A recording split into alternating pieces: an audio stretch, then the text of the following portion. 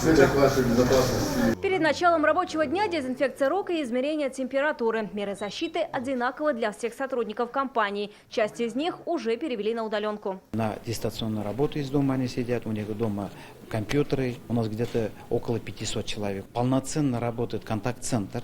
Уже не только по электроэнергии, с учетом жилищно-коммунальных услуг. Мы пошили для сотрудников еще маски, разделением такими цветами. Тем самым мы можем отслеживать, регулярно ли сотрудник меняет эти маски. Теперь, чтобы обратиться к сотруднику, нужно тянуться к окну. Важна дистанция. В день только в офис на Павлюхина приходят до 500 человек.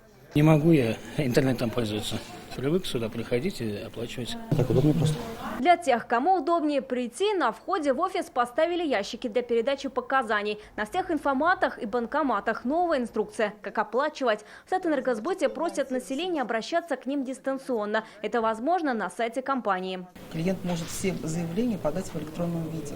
И также может подать обращение, то есть если у него какой-то вопрос, а он не может прийти в наш офис. Почти 1 700 000 жителей республики. Все, кого обслуживает Татэнергосбыт, уже в апреле получат квитанции вот с таким оборотом. Информация о том, как передать показания, оплатить или решить все вопросы дистанционно. Вся инструкция здесь. С 4 по 15 апреля Татэнергосбыт ограничит прием людей во всех 99 офисах и будет работать только онлайн.